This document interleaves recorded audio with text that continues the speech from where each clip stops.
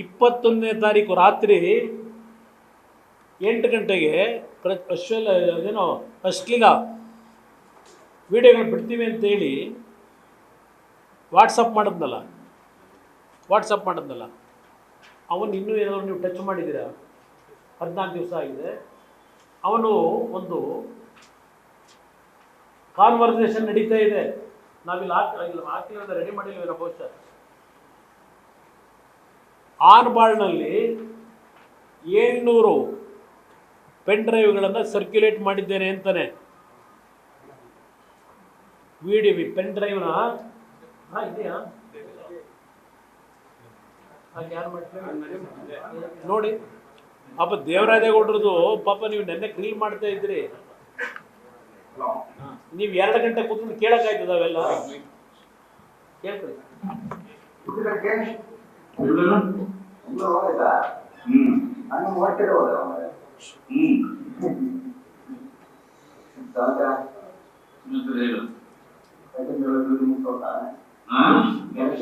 ಮುಗಿಸಿ ಹೋದೆ ಕೇಸ್ ಮಾಡೋದಕ್ಕೆ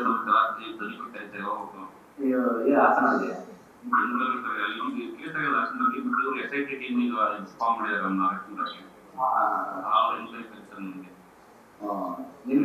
ಎವಿಡೆನ್ಸ್ ರೆಡಿ ಮಾಡ್ಕೊಂಡು ಕೂತಿದ್ದೀವಿ.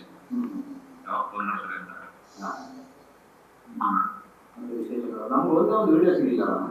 ನಮ್ಮ ಹತ್ರ ಸಿಗಲ್ಲ. ಅವಾಗ ನಮ್ದು ಪೆನ್ ಡ್ರೈವ್ ವಾಟ್ಸ್ಆಪ್ ಇರ್ತಿಲ್ಲ.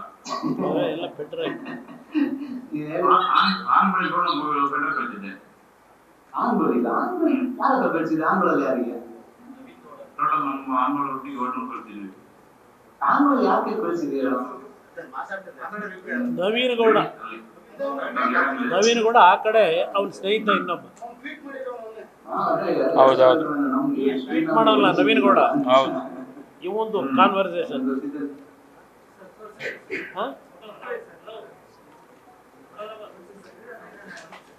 ಅವನ ಫೋಟೋ ಬೇಡ, ಇನ್ನೊಂದು ತೋರಿಸ್ತೀನಿ. ಅದು ಬೇಡ ಇರಿ. ಇಲ್ಲ ತಗೊಳಪ್ಪ ತಗೊಂಡು ಅವನ ಫೋಟೋ ಅದ್ರೂ ಚೆನ್ನಾಗಿ ಕಾಣಲ್ಲ. ಇರಪ್ಪ ಇದು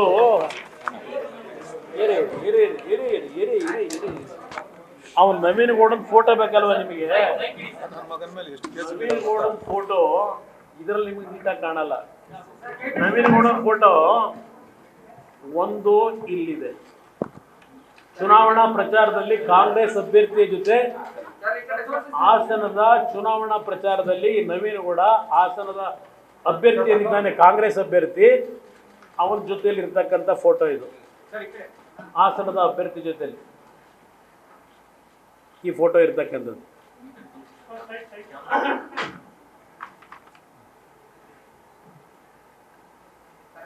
ಪಾಪ ಕಿವಿಲಿ ಬಹಳ ಗುಟ್ಟು ರಹಸ್ಯ ಹೇಳ್ತಾವನೆ, ಬಹಳ ರಹಸ್ಯ ಹೇಳ್ತಾ ಇದ್ದಾನೆ ಗುಟ್ಟಲ್ಲಿ ಕ್ಯಾಂಡಿಡೇಟ್ಗೆ.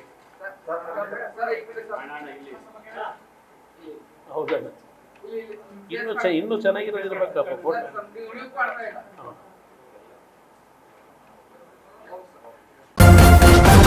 ನ್ಯೂಸ್ ಫಸ್ಟ್, ನಿರ್ಭೀತಿಯಿಂದ ನಿಮ್ಮ ಪರವಾಗಿ.